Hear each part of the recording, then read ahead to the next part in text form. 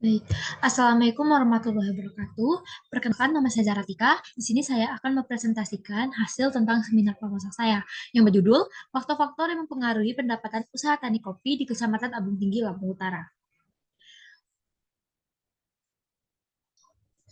Baik,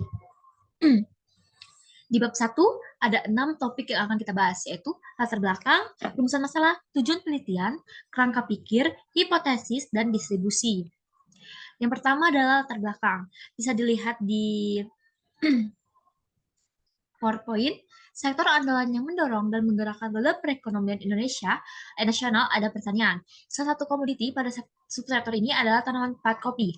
Salah satu daerah penghasil kopi adalah Lampung.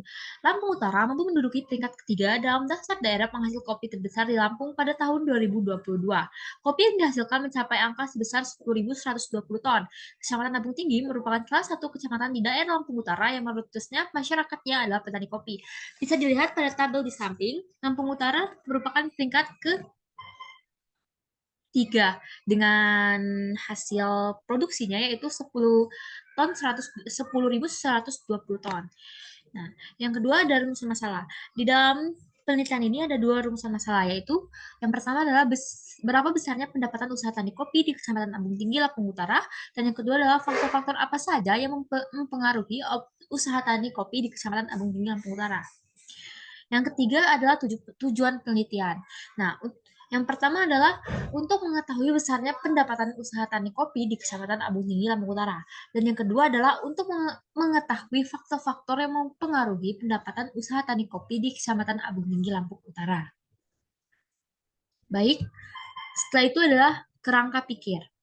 Pengelolaan usaha tani adalah salah satu hal yang penting yang dapat mempertimbangkan hasil dan keuntungan dari usaha tani tersebut. Petani adalah hal yang menentukan keberhasilan usaha taninya. Namun, untuk mendapatkan keberhasilan usaha tani tersebut, petani harus melakukan proses produksi yang baik. Terdapat faktor-faktor yang dapat mempengaruhi pendapatan usaha tani kopi, seperti luas lahan, tenaga kerja, pupuk, dan pestisida. Nah, di kerangka pikir ini bisa dilihat usaha tani kopi ini hasilnya adalah produksi. Nah, faktor-faktor yang mempengaruhi produksi ini ada 4, yaitu luas lahan, tenaga kerja, pupuk pestisida, dan di bawah produksi ada harga. Nah, setelah itu muncullah pendapatan. Yang selanjutnya adalah hipotesis. Hipotesis di sini adalah diduga adanya pengaruh pada faktor-faktor yang mempengaruhi pendapatan usaha tani kopi di Kecamatan Abung Tinggi, Lampung Utara.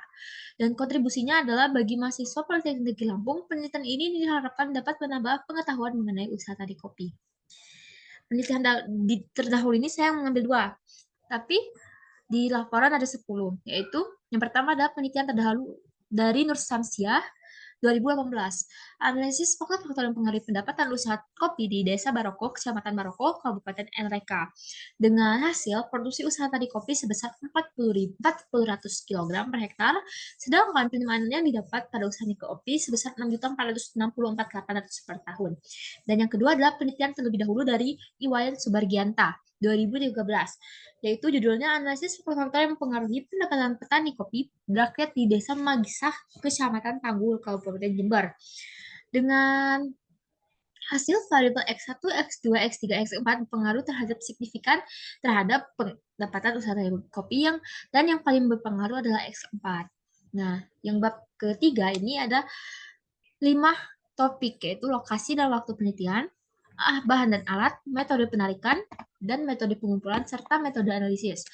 Nah, di sini lokasi dan waktu penelitian ini dilaksanakan pada bulan November sampai bulan Desember di Kecamatan Abung Tinggi, Lampung Utara. Nah, untuk lokasi ini bisa kita lihat di Kecamatan Abung Tinggi, Lampung Utara yang dominannya masyarakatnya adalah petani kopi di daerah tersebut. Bahan dan alatnya ini ada 3, yaitu alat tulis, buku, formulir, dan penelitian. Nah, untuk metode penarikan sampel ini, penarikan sampel menggunakan teknik random sampling, sehingga setiap anggota populasi mempunyai kemungkinan atau peluang yang sama untuk terpilih menjadi sampel. Metode yang digunakan adalah wawancara dan survei. Nah, yang kedua adalah metode pengumpulan data. Nah, data yang didapat yaitu data primer dan sekunder, yang dimana data primer didapat melalui wawancara, sedangkan data primer didapat melalui survei secara langsung. Maaf, data sekunder didapat melalui survei secara langsung. Dan metode penelitian yang metode analisis data ini adalah dengan OLS, yaitu regresi berganda dan uji klasik, yaitu normalitas, heterogeneitas, autokorelasi, dan lainnya. Terima kasih, mungkin itu saja yang dapat saya sampaikan pada presentasi kali ini. Mungkin bila ada salah saya minta maaf. Kepada Allah saya mohon ampun. Saya akhiri. Assalamualaikum warahmatullahi wabarakatuh.